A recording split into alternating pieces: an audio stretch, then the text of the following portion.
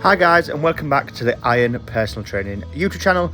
We're back this time looking at week 2, session 2 of my benching peak for the AWPC 2024 World Championships, and we're doing a speed session today. So we're doing chain speed session. So we're at 55% of my run rep max. And when I do my 1 rep maxes, I work them off my full power 1 rep maxes. It's 172.5.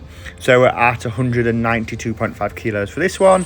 And we're using 2 chains as well, which weigh roughly around 18 kilos. As you can see, bar moving really quickly. I was really happy with these as I didn't have to use any kind of wrist wraps while doing them. So I was very happy with that. Shows that the forearm work that I've been doing has been, like worthwhile, and I've actually got some more strength in there. We're then doing some spoto press. So at 140 kilos, and we're going to do 3 sets of 5. So spoto press is pausing just before you hit the chest. And you can't see here because of how I arch my back, I'm actually about 2 inches from my chest. Really good at improving stability within the bench press, especially at that bottom part of the movement. So if you struggle with losing stability in the bottom of your bench press, or struggle with power in that position as well, it can also be a very useful exercise to use. Then come on to some bent over rows using 85 kilos here, sets of 10. Again, rows, everybody knows that rows are good for your back. You need a big back to have a big bench.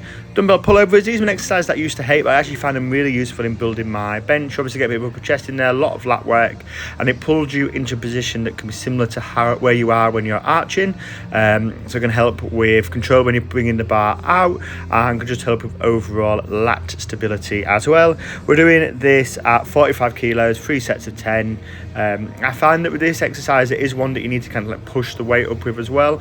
Obviously a lot of exercises where doing a lighter weight can be more beneficial, but with this one you really need to be pushing to those higher end of the weight that you can do.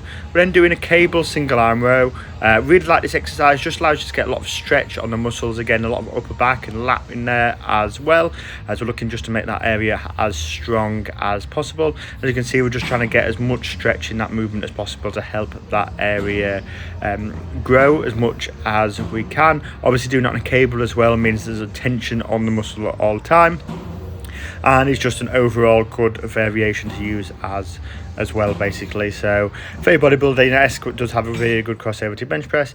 We're then doing some incline dumbbell crossovers.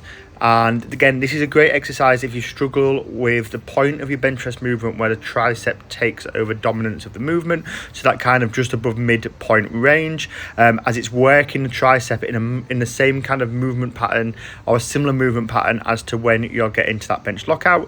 So if it's a weak area, it's a really good exercise to use to help build that strength in that area and build a bit of resilience there as well. It's also an exercise where you can get a lot of benefit from using lighter weight. So this is kind of the opposite to what we were saying with the pullover earlier. So you're not causing too much overall fatigue with this one, because you're not having to use this same kind of heavy weights as you might have to, say, like a dumbbell roll back or something like that. We'll then come on to some lying bicep curls. So for these, again, really good one. It's about getting that extra bit of stretch on the muscle. So again, probably a bit more of a bodybuilding movement, but we're only training the biceps really so we can have more stability in the bench and to make sure the tendons are nice and strong as well. So definitely a variation worth doing. It feels really hard, you don't need a lot of weight again, and it's a really good way of getting that proper nice stretch on the bicep. And realistically, as much as I say we're only training biceps, for that stability in the bench, nobody's going to complain about having big biceps. We'll then come on to our final bit for this, which is some forearm wear, and we're doing some rolling thunder. So rolling the kettlebell up, we've got a 24 kilo kettlebell on the band, and which there's many sets you can do. It looks like you shouldn't do necessarily that much, but when you do it, your forearms are burning so quickly. Definitely one of those exercises where you feel like your forearms aren't your own by the end of it. But again, just trying to build that forearm strength, and build that forearm resilience as well, so you can keep going and they're not going to fatigue too quickly. But that's it for the video, guys. I hope you've enjoyed. Next time we're coming back with another main training week, so we'll be doing some heavier weight, and then we'll show you the speed day. We won't do another speed day video until we change over our main movement on that session, so you swap from chained bench to banded bench, and then we'll do another speed day video. But that's it for the video, guys. I do hope you've enjoyed, and remember, if you did, remember to like, subscribe, as we're leading up to the AWPC and you don't want to miss a video in that. So thank you for watching.